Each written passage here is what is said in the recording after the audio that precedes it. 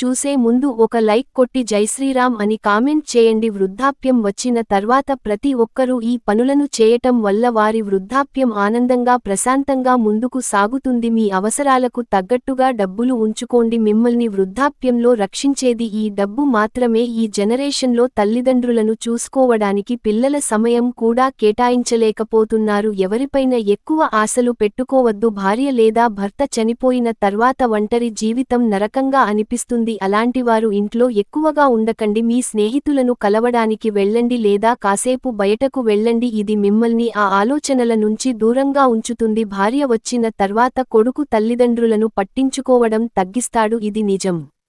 అలా అని పిల్లలు చెప్పిన ప్రతి మాటకు తల ఊపొద్దు. మీరు పెంచి పెద్ద చేస్తే పెరిగిన పిల్లలు మిమ్మల్ని ప్రశ్నించకూడదు. వృద్ధాప్యంలో కూడా మీకు గౌరవం ఇవ్వాలి. మీ గురించి పట్టించుకోని వాళ్ల దగ్గర మీరు తలవంచవలసిన అవసరం లేదు. ఆస్తులు డబ్బు ఎక్కువగా లేని వాళ్లు ఉన్న దానిలో సరిపెట్టుకోవడం అలవాటు చేసుకోండి. ఇది మిమ్మల్ని ఒకరి ముందు లోకో కాకుండా చేస్తుంది. అలాగే మీ గౌరవాన్ని కాపాడుతుంది. ఆల్కహాలను తీసుకోండి. ఇప్పటివరకు కష్టపడినది చాలు. వృద్ధాప్యంలో రాత్రిపూట ఆల్కహాలని లిమిటెడ్గా తీసుకోండి. ఎక్కువగా కాదు. 30 నుంచి 60 ml తీసుకుంటే సరిపోతుంది. దీనివల్ల మీ శరీరానికి ఉత్సాహం వచ్చి మనసును ప్రశాంతంగా ఉంచి నీ బాధను తగ్గిస్తుంది. ఆల్కహాల్ అలవాటు లేని వాళ్లు యోగ ప్రాణాయామం ధ్యానం వంటివి చేస్తే చాలా మంచిది. ఇవి మీ మనసుకు శాంతిని స్థాయి. మీకు నచ్చిన పనులు చేయడం వల్ల మనసు విశ్రాంతి పొందుతుంది. కొంతమంది అల్లుడిని సరిగ్గా పట్టించుకోకుండా అవమానాలు చేస్తూ అనకూడని మాటలు అంటారు. వృద్ధాప్యంలో కోడలు చూడకపోయినా కొంతమంది అల్లుళ్ళు చూస్తారు. కాబట్టి మన టైం బాగుంది కదా అని ఎవరిని చులకనగా చూడకూడదు. కొడుకు మీ మాట వినకపోతే వదిలేయండి. ఎందుకంటే ఆ వయసులో తల్లిదండ్రుల కన్నా భార్య మాటలే తీయగా ఉంటాయి. కోడలు మీద చాడీలు చెప్పొద్దు. ఇది కొడుకు నుండి తల్లిదండ్రులకు మరింత దూరం చేస్తుంది. ఇప్పటికే మీ అప్పులన్నీ తీరిపోయి ఉంటే మీరు చాలా అదృష్టవంతులు. ఎందుకంటే పిల్లల కోసం చేసిన అప్పులను తీర్చలేక కొడుకులు వాటిని తీర్చడానికి ఇష్టం లేక మాకేం సంబంధం అని వదిలేస్తే ఆ అప్పులు తీర్చడానికి వృద్ధాప్యంలో ఇంకా మాటలు పడేవారు చాలామంది ఉన్నారు. ఆరోగ్యం బాగా లేనప్పుడు వెంటనే డాక్టర్ని సంప్రదించండి. ఎందుకంటే కొన్నిసార్లు చిన్న చిన్న సమస్యలు పెద్ద సమస్యలుగా మారుతాయి. అలాగే వృద్ధులు చనిపోయే సమయంలో గౌరవంగా బ్రతకడానికి చేయాల్సిన 15 పనులు గురించి ఇప్పుడు మనం తెలుసుకుందాం. మీకు వృద్ధాప్యంలో కూడా ప్రశాంతత ఆనందం లేకపోతే జీవితంలో ఏమీ లేనట్లే. వృద్ధాప్యంలో తీసుకునే కొన్ని జాగ్రత్తలు మిమ్మల్ని అనేక బాధల నుండి రక్షిస్తాయి. అలాగే కొన్ని పనులను చేయడం వల్ల ఎంతో సంతోషంగా ఉండొచ్చు. వృద్ధాప్యంలో ఆనందంగా జీవించాలి అనుకుంటే వీటిని తప్పనిసరిగా పాటించండి. జీవితంలో మిగిలిపోయిన చిన్న చిన్న కోరికలను తీర్చుకోవటానికి ఇది ఆఖరి సమయం కాబట్టి దేని గురించి ఆలోచించకుండా మిమ్మల్ని సంతోష పెట్టే పనులు చేయండి. వృద్ధాప్యం వచ్చేసరికి ప్రతి ఒక్కరూ ఒక ఇంటిని ఖచ్చితంగా కట్టుకోవాలి. అది చిన్న ఇల్లు అయినా సరే సొంతంగా ఒక ఇల్లు ఉండాలి. ఎందుకంటే వృద్ధాప్యంలో చనిపోయేటప్పుడు అనాథలు దిక్కులేని వారిలా చనిపోకూడదు. సంవత్సరానికి 2 సార్లు మీ భాగస్వామితో కలిసి ట్రిప్కి వెళ్ళండి. ఇది మీకు ఆనందాన్ని ఇస్తుంది. లేదా ప్రశాంతత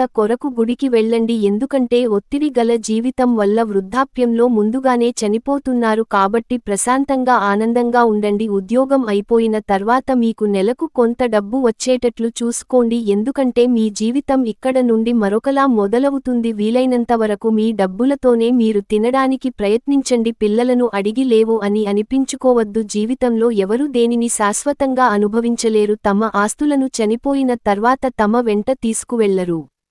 కాబట్టే ఆస్తులుపై వ్యామోహం ఉంటే దానిని పూర్తిగా వదిలేయండి. లేదంటే చావు ప్రశాంతంగా కాకుండా నరకంలో మారుతుంది. డబ్బును భార్యకు ఇచ్చి తిరిగి అడుక్కునే కొడుకు జీవితంలో జోక్యం చేసుకోకండి. ఎందుకంటే అతడు ఇప్పటికే భార్య కింద కుక్కలా ఉండడానికి ఇష్టపడుతున్నాడు. అలాంటివాడు తల్లిదండ్రులు ఎంత చెప్పినా వారి మాట వినడు. అలాంటి కొడుకు వెళ్లి మీరు డబ్బులు అడిగితే వారు మీకు ఇచ్చేది గౌరవం కాదు, భిక్షం మాత్రమే. ఇది గుర్తుపెట్టుకోండి. పిల్లలపై ఎంత కోపం ఉన్నా నలుగురిలో వారిని నువ్వు చులకన చేయవద్దు. ఇది నీ పెంపకానికి ఒక మచ్చలాగా ఉంటుంది. మనసుకు ప్రశాంతతను ఇచ్చే పాటలు వినండి. ఇంటి లోపల బయట చెట్లను పెంచండి. స్వచ్ఛమైన గాలి మీ ఆరోగ్యానికి చాలా మంచిది. భార్య లేదా భర్త వీరు కోపిష్టి వారైతే వారిని ప్రశాంతంగా ఉంచడానికి మంచి మాటలు చెప్పండి. వృద్ధాప్యంలో ఈ మాటలు వల్లే గొడవలు వస్తాయి. మీ బ్యాంకు బ్యాలెన్స్ మరియు ఆస్తులను మీ వద్ద ఉంచుకోండి. ఇవే మిమ్మల్ని చనిపోయే వరకు కాపాడుతాయి. ఇవ్వాలి అనుకుంటే మిమ్మల్ని ప్రేమగా చూసే వారికి కొంత ఇవ్వండి. ఇప్పటి కాలంలో ఉన్న కొడుకు కూతురు వృద్ధాప్యంలో ఉన్న తల్లిదండ్రులను చూడరు. ఎందుకంటే కాలం చాలా మారింది. అనుబంధాలకు ప్రేమలకు ఇక్కడ చోటు లేదు, డబ్బుకు మాత్రమే విలువ ఉంది. మిమ్మల్ని మీరు ఎవరితోనో పోల్చుకోకండి లేదా ఎవరు నుండి ఎటువంటి ఆశలు పెట్టుకోవద్దు.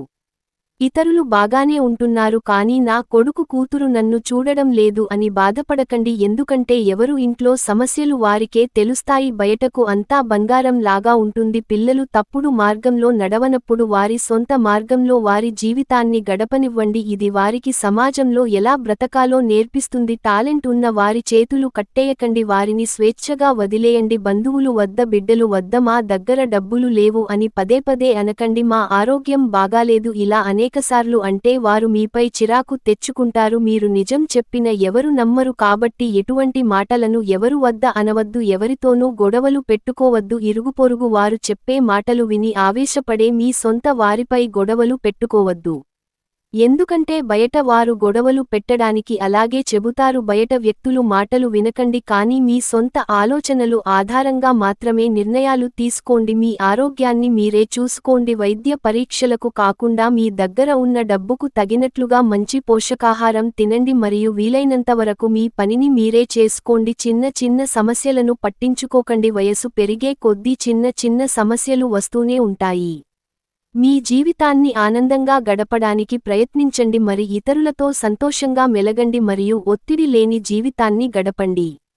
మీ భాగస్వామిని తిట్టడం, చులకనగా చూడడం వంటివి చేయొద్దు. వృద్ధాప్యంలో భార్యకు భర్త, భర్తకు భార్య తోడు లేకపోతే జీవితం ఎలా ఉంటుందో వారు ఉన్నప్పుడు తెలియదు. అలాగే మీ పేదరికాన్ని ఎవకీ చెప్పకండి. ఒకవేళ చెబితే మీ పేదరికం చూసి మిమ్మల్ని దురదృష్టవంతులుగా పరిగణిస్తారు. ఈ వీడియో కనుక మీకు నచ్చినట్లయితే లైక్ చేసి నా ఛానల్ని సబ్స్క్రైబ్ చేసుకొని మీకున్న ధర్మ సందేహాల గురించి జై శ్రీరామ్ అని కామెంట్ చేయండి.